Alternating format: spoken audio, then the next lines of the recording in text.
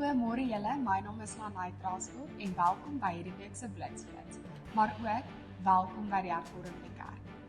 In hierdie week se voorblad van die Blitspos lees ons die gesamentlike brief vanaf die Hervormde Kerk sowel as die NG Kerk aan die gereformeerde kerke in Suid-Afrika.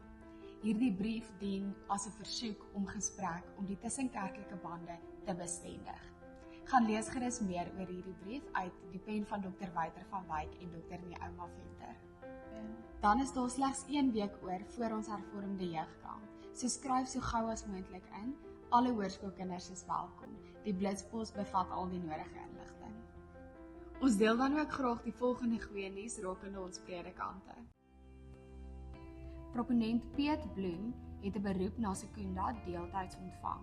Hy het die beroep aanvaar en word op 1 Maart bevestig. Dominee Roo Haplie van Pretoria Oos het die beroep na Wapatrand aanvaar. Dominee Steve Oxton van Wapatrand het 'n beroep na Swartkop ontvang. Hy het die beroep aanvaar en word op 1 Maart bevestig. So ja, baie dankie dat julle ingeskakel het by hierdie week se Blitsflits. Ons sien julle definitief volgende week, selfde tyd, selfde plek. Kom dan sluit ons af met 'n gebed. Hemelse Vader, dankie dat U vir ons is en niemand teen ons kan wees. In U liefde is ons meer as oorwinnaars, selfs te midde van ons verliese en stryd.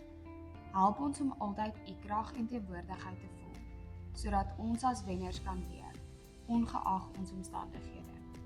U liefde maak ons sterk en ons eer U daarvoor. Amen.